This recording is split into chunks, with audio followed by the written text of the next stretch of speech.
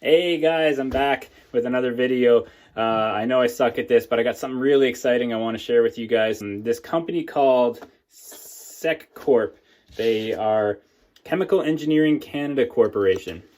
They are out of Port Coquitlam, British Columbia, which is down on the lower mainland, just outside of Vancouver. But anyways, they sent me up a couple of things. They sent me this stuff, which is their epoxy, two-part epoxy, which they're saying is supposed to be as good or better than the old knife maker standby G-Flex. These guys got in touch and said that their product is as good, maybe even better. So they sent some to me and I'm going to try it out. I'm going to test it against some G-Flex. They also sent me, by the way, some of their kind of like crazy glue sort of. I got a super wicked mug from my buddy Klein Time Ceramics, but the handle got broken in shipping, so I glued it back together with this, and it's been holding up great ever since. So, but that's not what we're here for. We are here for the epoxy shootout between West System Epoxy G-Flex and CEC Corp C Tough. Boom! I've got a couple of sticks of steel each, one for G-Flex, one for CEC Corp. And I'm going to test out a couple of different things. If we have a piece of wood on a steel, there's nothing pulling that off. What we are worried about is shear strength. And shear is this kind of movement. Any type of impact on a knife, on a handle like that, if you get that sideways impact that tries to shear it. And also something that might be a little bit unique to knife making, we're worried about heat, especially if your belt starts getting dull or you got a particularly pain in the ass material that you're working with. They heat up really fast because they're so gummy and they're so oily. It just heats up, creates a lot of heat, and heat can ruin the bond of epoxy. I'm going to glue up 2 of these each, and I'm just going to glue one on for each of these, and then I'm going to try and shear it. I'll come up with some sort of very scientific test, and on the other one, I'm actually going to heat it up with a torch. I'm just going to torch the hell out of these things and see how they hold up to the heat. And then we'll see what happens. Stick with me. Okay, here are the testing grounds. They're both really, really similar as far as prep and mixing and cure time and that sort of thing. Metals, glass, fiberglass, masonry, wood, stone, ceramics, and most plastics. I always let this stuff cure overnight completely. So that's what we're gonna do with this test anyway. And we're gonna glue these up. Use gloves for this because you will get epoxy everywhere. All right, let's do the G-Flex first. If you want to get real scientific about mixing your epoxy, I would get out a little scale or eyeball it. If you should be able to pretty much eyeball 1-to-1 resin and hardener. All right, this stuff is brand new. Cut off the top of these guys, and here we go. Splooge. So we'll mix this up real good. Generally speaking, the longer the cure time with an epoxy, the stronger the bond.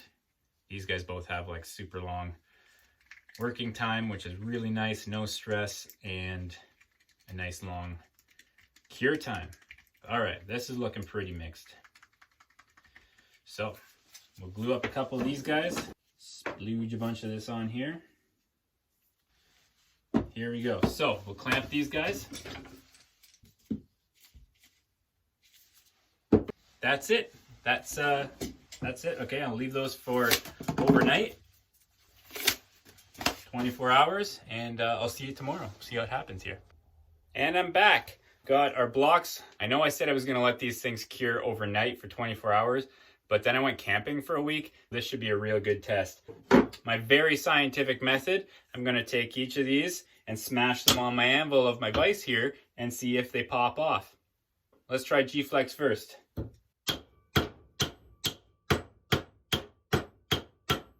So far, really good.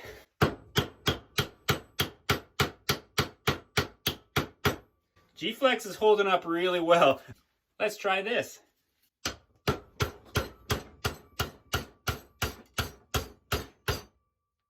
G-Flex held the wood onto the steel. The wood broke. So G-Flex is pretty good. Let's try the CEC next. Here's the CEC. Let's conduct our shear test.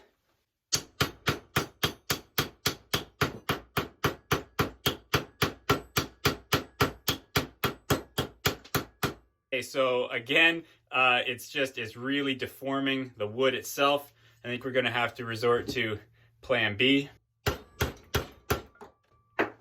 This one we got, I don't know, it's really hard to say. There's a little bit of epoxy exposed as opposed to the G-Flex here, which seems to have maybe held a little bit more.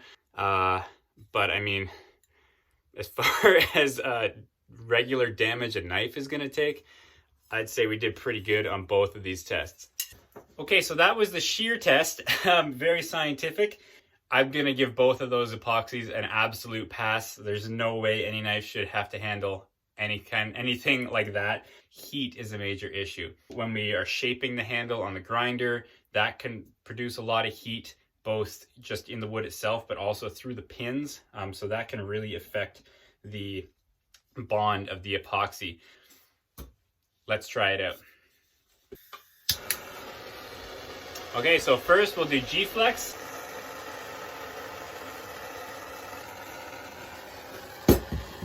Let's see if this affected that epoxy at all.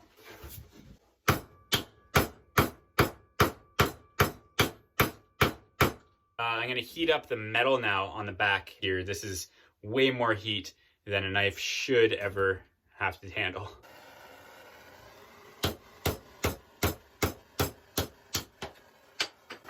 There we go. It clearly changed things quite a bit. The epoxy sheared right off. But again, I got to give this a pass. I mean, torching the actual steel of your blade, you're going to run into bigger problems. Let's try the CEC stuff next. Okay, same test, but the CEC Epoxy.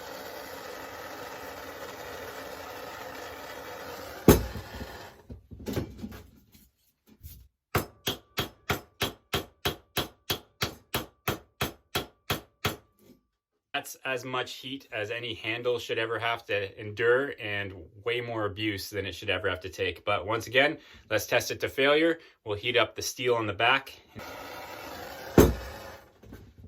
Okay, so that's at the point where the steel's actually almost going yellow, so it's hot as hell.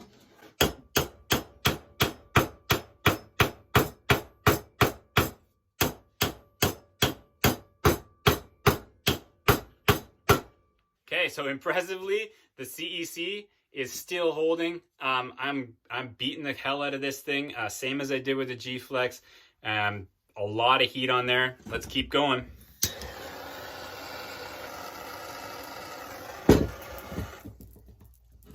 Okay, pretty sure this is gonna fail right away. The steel's gone straw color, almost blue up into here.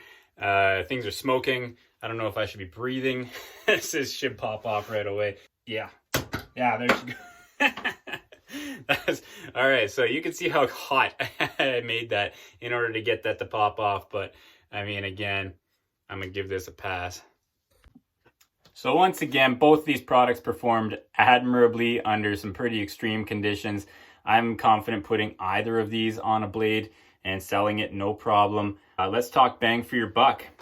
I just went on Amazon, and in Canadian dollars, just as a straight across comparison, I found CEC Epoxy for $28.99 plus a little bit of shipping. Very reasonable. Cheapest I could find on Amazon for G-Flex, maybe you got a better source, $60 plus. So I mean, more than double the price for the same size container. And I think that they both held up just fine. Maybe make myself a knife and test it out, or give it to a guide or something, or a chef, and have them try it out for a while. Really get a long-term feel for how this stuff's going to hold up. But like I say, I'd be really surprised if for some reason this stuff didn't hold up over time. I think you should try it, especially if you're a knife maker in Canada and you want to support a Canadian brand. Try these guys out. I'm really excited that there's a really good epoxy available from Canada, in Canada, and a really good price. So check them out. Thanks very much.